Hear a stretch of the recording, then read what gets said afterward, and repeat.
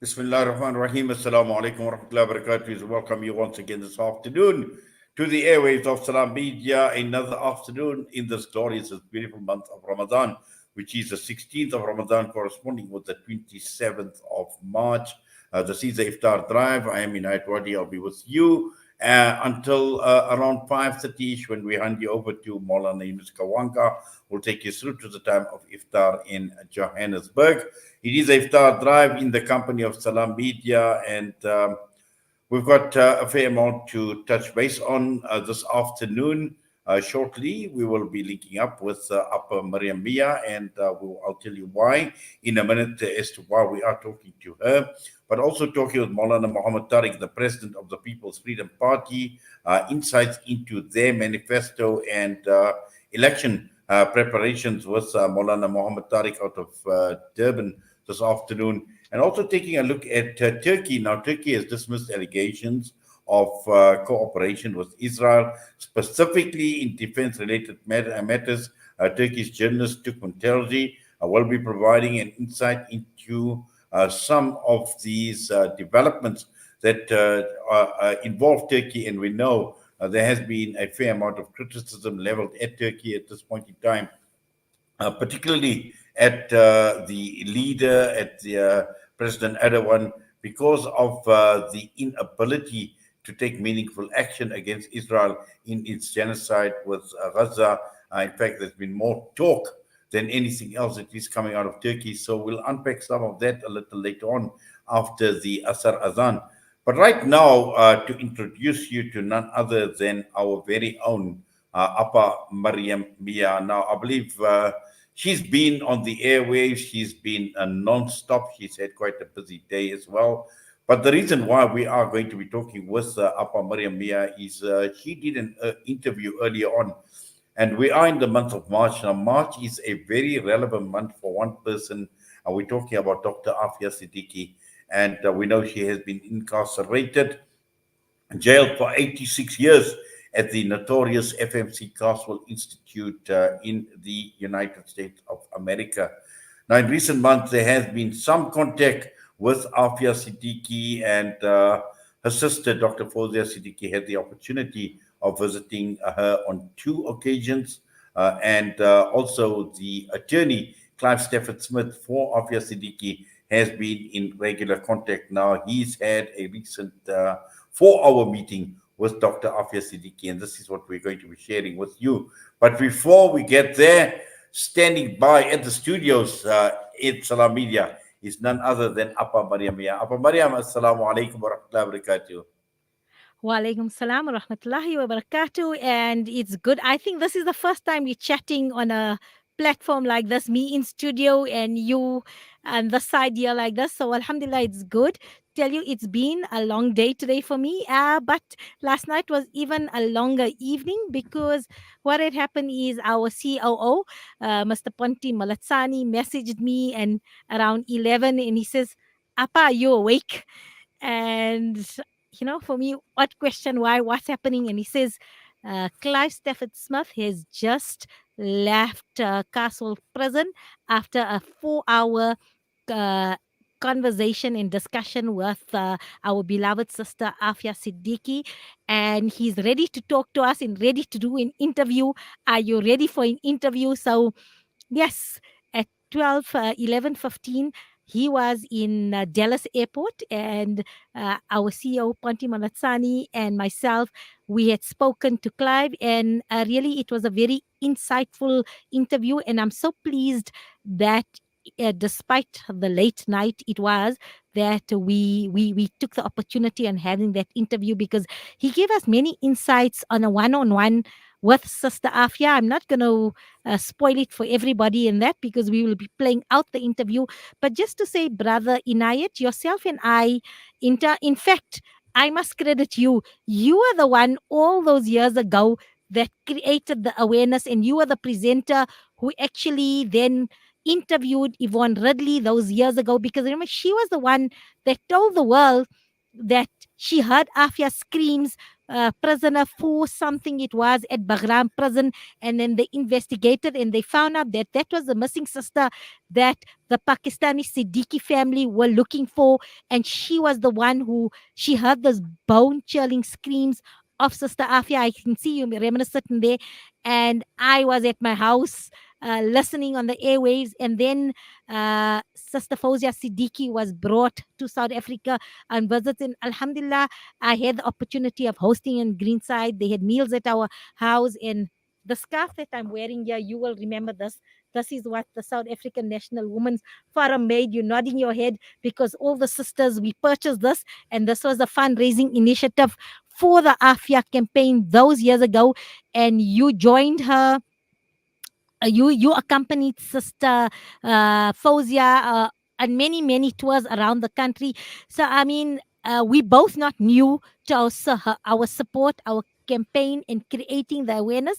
And after all these years, it's been a sustained commitment in ensuring, not only in the month of March, but throughout the year, that we speak to either Dr. Fauzia, now her attorney, the Afia movement, so many role players who ensure that Sister Afia's plight and the fight for justice for Sister Afia is always at the floor to the world, not only to South Africans, to the world. So, in keeping with that, for me, this was a very poignant interview and very relative that we interviewed him, and he shares many insights. Well, Appa, I'm actually quite glad you did the interview. I don't think anyone, we could have Very chosen important. anyone else to do it. But what we'll do is, just before we get to the interview, I think I concur with a lot that you say, Alhamdulillah. And the one good thing is the Aafia movement, the case for Aafia Siddiqui has never died. We've kept it alive, Alhamdulillah. We've been in constant contact with people like Dr. Fauzia Siddiqui, and she's kept us abreast. And it's wonderful that we're able to link up with the lawyer. And I'm looking forward to this interview. I know a 4-hour chat to summarize in 20 minutes won't do justice, but I'm sure there is a lot that Clive Stafford Smith had to say. So let's go straight to that interview, inshallah.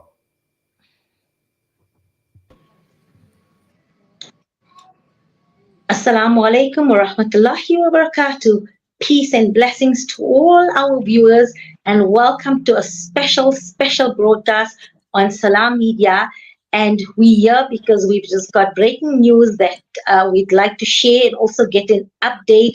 And this is with regard to our sister Aafia Siddiqui, and we have her lawyer Clive with us, Clive Stafford, who has just visited Aafia and he's now at the airport in Texas heading back. And he's going to give us an update. So I spoke to Clive, I think it was just 2 weeks ago, and he gave us an update that he was in Afghanistan investigating actually what had transpired just prior to arrest. In the subsequent arrest, he was on a fact-finding mission. And also he requested that if we can just write to him, and he was going to send all those messages of love and support and prayers to Aafia. So we're going to even just find out if those messages actually made their way to Aafia as well. And also an update, how is Aafia, how's the situation, her condition, most importantly, how's her state of mind, and how she received the news and the update that he had given her. So good afternoon to Clive. I believe I'm speaking to you from Texas Airport, Texas International Airport. Yes, I'm in Dallas, Fort Worth. And so I saw Aafia today and yesterday in FMC Carswell here in Fort Worth. And to answer some of your questions, Mariam, first, I have sent her 79 pages of the collation of all of your kind messages to her. It hasn't arrived with her yet because I have to send it attorney-client mail. I got another 30 pages to send. I will say that she told me today what a solace that is for her, that she gets to read those messages out. And sometimes when the guards and the other prisoners are being unpleasant, she reads to them what you have said, what people from South Africa and elsewhere all around the world have said about her. And that gives her immense encouragement. So that's the first thing. And I should just say You I'm can come grateful back for on. that. Mm-hmm. And I We hope you'll lost you carry for a on. birthday momentarily. We just lost you. If you could just repeat your last sentence to us again. Okay. I'm just saying that it was a great encouragement to Aafia to receive all those messages. And while I'm probably doing something I wish I didn't have to do, which is cut and paste hundreds of your messages into a letter, it's so valuable to her that please keep on sending them. And please put out my email address on your website so that everyone can send messages, because they're much appreciated by her. She won't be able to reply to you all, I'm afraid. She could try, but I'll never post them. But she does get them. Well, I think the reply, you can be the messenger for that. And whatever she then gives you, you can then use Salam Media as your platform to convey messages to all the well-wishers in South Africa. So what we have done from Salam Media and myself is we've just clipped your appeal from the last interview, as well as your email details, and an appeal to say, please continue sending messages of love, hope, and support to Aafia.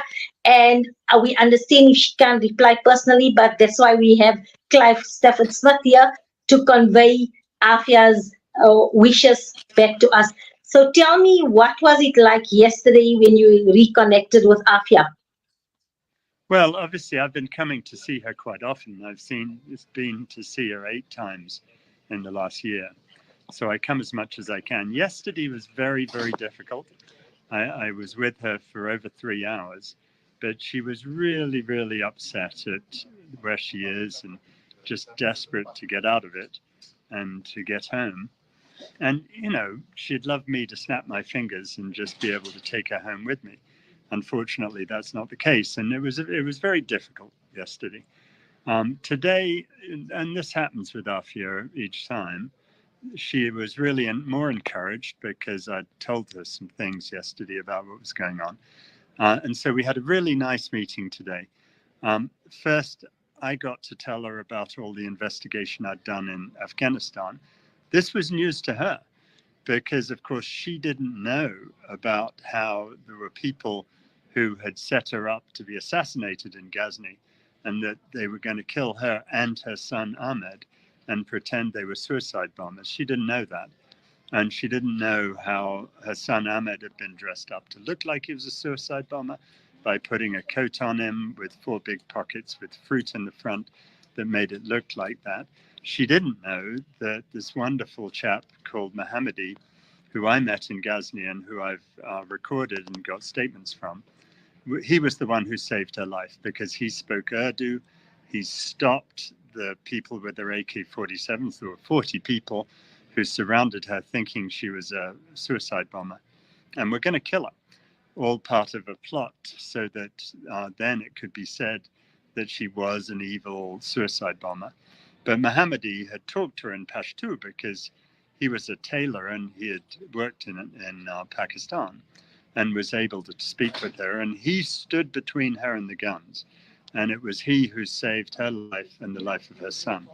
And that was something that she didn't understand before I told her the whole story.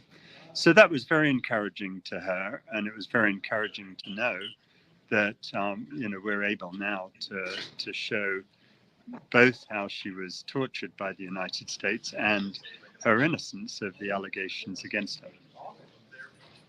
So the pieces of the puzzle coming together in, as you say, giving her now some time to reflect and process in terms of all this new information. So tell me, where to from now? How does the appeals, is there such a thing now, since you've been sentenced, can you now re-appeal and have this case reopened in light of your new information that has come to light? Well, first, we've got more work to do. I'm going to go back to Afghanistan in late April. I also met here in America with a former US intelligence officer who is now a private investigator who's willing to help us and who has already told me things I just didn't know about what was going on in Bagram and when she was being tortured. So we need to do that investigation as well. We need to track down some of the people who were witnesses against her and some of the people who were there but weren't witnesses against her, so that we can put all that together. Then what we'll do is we'll file in New York on those issues, and we'll do two things. We'll challenge her conviction and sentence, but we'll also file for compassionate release. And all of this is aimed to come to a head in November, right after the election, when President Biden will be free for the 10 weeks before the new president takes office, whether it be him or Trump. He'll be free to do exactly what he wants. So that's part of the aim. The other part of the aim is I'm assembling a group of Muslim lawyers here in Texas, because we need to sue this prison. It's just an awful place. You know, the treatment of Aafia is dreadful. She hasn't had an imam to come see her to give her any sort of religious solace. She hasn't had doctors allowed in to see her to give her treatment. And, you know, now they're giving me trouble with legal visits. I mean, I can't tell you how stupid it was. They wouldn't let me in my trousers because they were khaki, and they've come up with some new rule saying you can't do that. So I had to go out and buy some blue jeans to get in the prison. So there are all sorts of silly things. And, you know, they're abusing her in the prison. There's a well-established now history of sexual abuse that we've got to stop. That's, of course, by far the most important thing about the prison. So we need to sue them on a number of levels, not just for Aafia, but for the other 975 women in that terrible prison, because it's just the most dreadful place. I've worked in most of the death rows of America. I've spent 42 trips to Guantanamo Bay, and I can tell you, FMC Carswell is worse than any of them.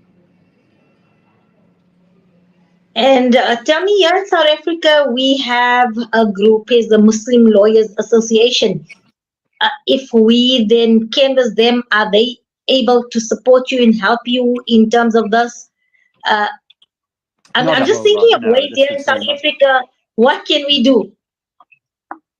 Well, I mean, that won't help a whole lot because this is all American law. But at the same time, you know, we appreciate the offer.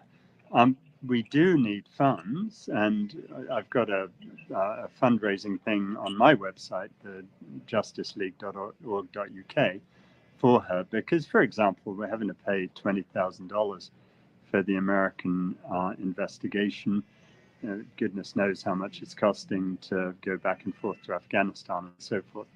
And it's really important to me, obviously, that none of these costs should be on Aafia's family. You know, obviously, I'm not charging them a fee or anything. I do this pro bono, but we do need to make sure that we have the funds to do this properly, and to get the experts, get psychiatrists, psychologists, and other experts to help us in presenting her case.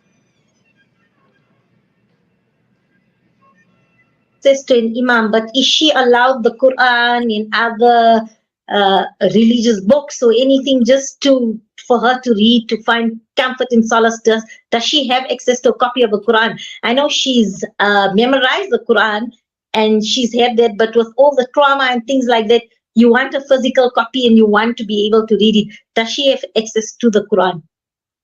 Well, she does. And the trouble is, look, today, of the 4 hours that I was with her, we probably spent about 2.5 hours talking about the book of Revelation, because she came to the meeting with a copy of the Christian Bible.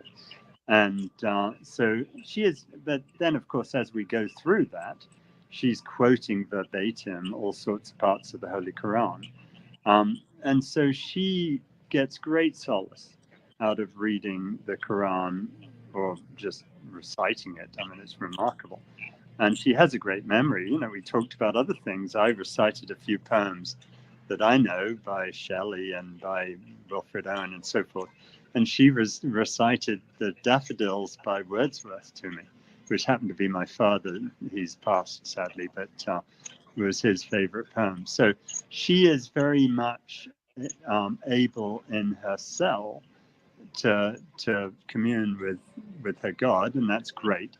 But she doesn't have an imam who's able to come and talk to her about it, and we're working on that.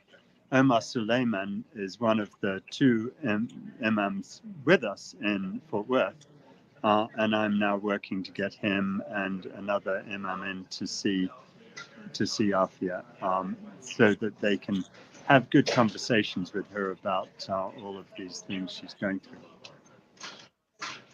So how far in the process is that? Is that a long drawn out process? Is a lot of bureaucracy in terms of getting her access to a spiritual guide or spiritual mentor in imam?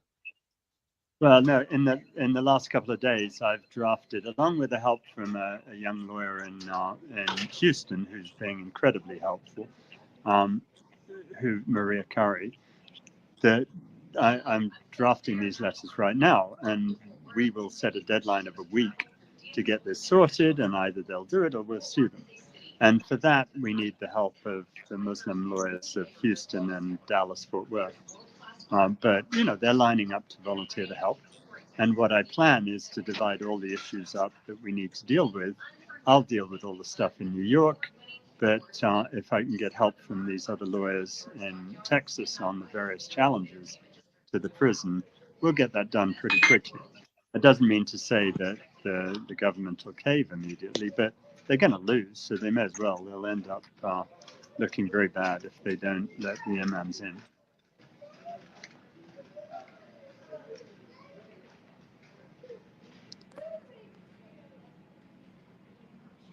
Mariam, I see.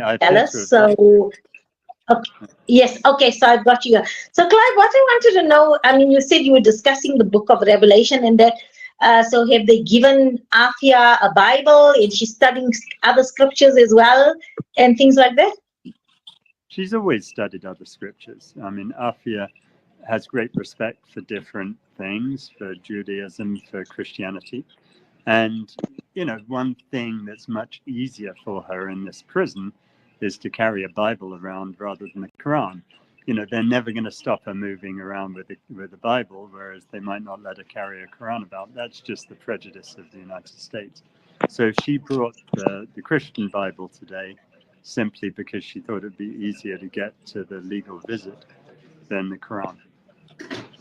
Yeah, that's quite true from what we heard and learned about Aafia.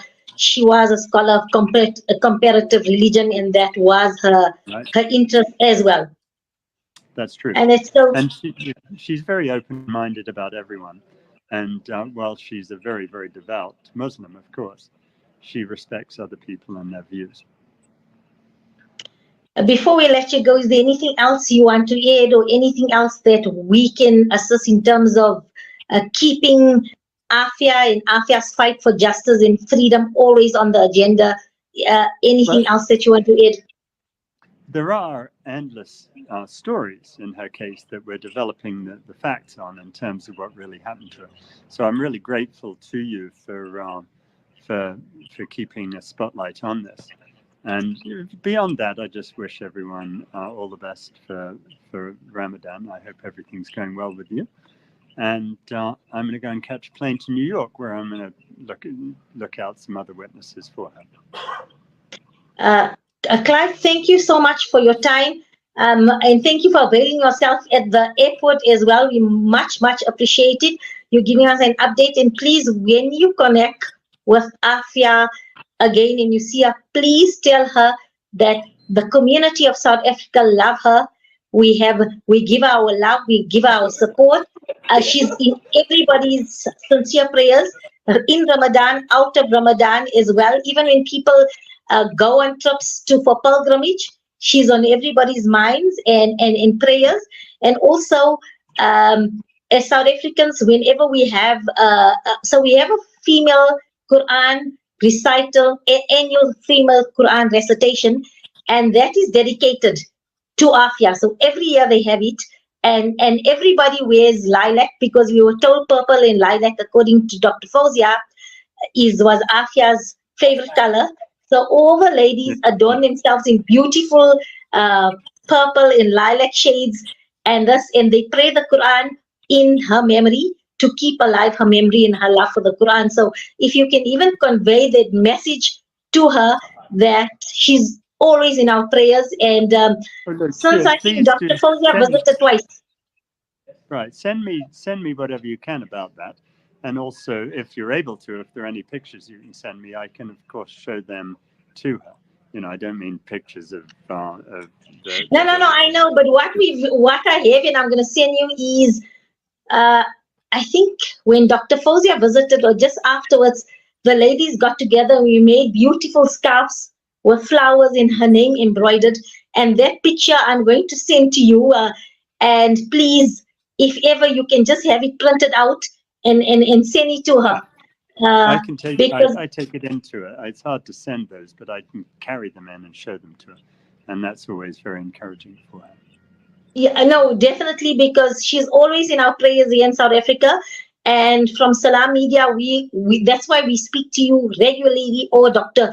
Fawzia, just so that we know we always keep the awareness and ensure that we are part of the fight for justice and freedom for our beloved sister Aafia. Well, thank you, Mariam. I'm going to drop this phone if I have to hold it any longer. So I'll wish you goodbye and go and catch my plane, if I may. Thank you so much for your time. That was Aafia's lawyer, Clive Stafford Smith.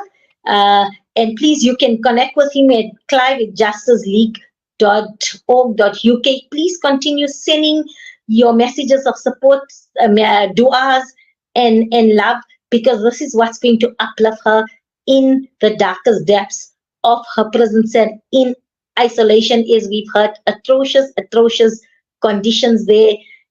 Worse, according to Clive Stafford Smith, the conditions at Carswell prison is worse than that of Guantanamo Bay. So Allah have mercy on her, protect her. It's month of Ramadan. Du'as our greatest weapon. So inshallah, keep Sister Aafia always in your du'as, and we make sure we make du'a that justice will be served, and very soon our beloved Sister Aafia will be reunited with her family safely, inshallah. This has been a special broadcast from Salam Media, your online humanitarian platform.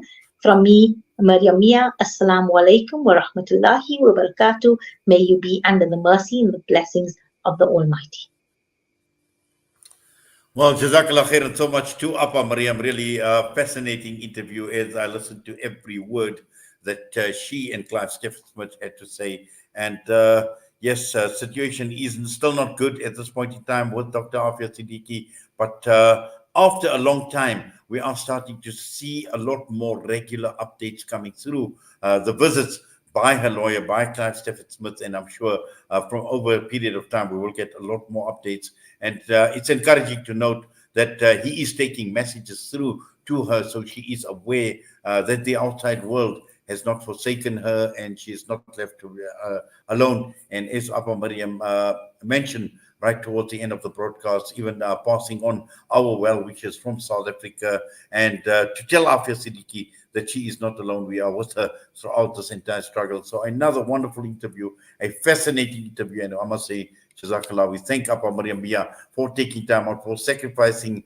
this late hour last night as Clive Stafford Smith was heading back at Dallas Airport as he was leaving for New York. And, Appa Mariam put the time out to do this interview on behalf of Salam Media, which we played out. And I'm sure this interview will be played out over and over again, and you can get this interview straight onto on our social media platforms as well, on Facebook, and I'm sure on the YouTube channel as well. With that, we're going to go for a break, and when we come back, we still have got a fair amount to talk about. We've got Maulana Muhammad Tariq. We're talking about a new political party as well, their manifesto, and also taking a look at Turkey and its involvement or non-involvement as far as supporting the Palestinian cause and the Palestinian, and more so in terms of Gaza, and also taking a look at this relationship that Turkey has with this state of Israel. So all of that to come on the show from now right until the time I hand you over to Maulana Yunus Kawanga, who will take you through to the time of Iftar in Johannesburg.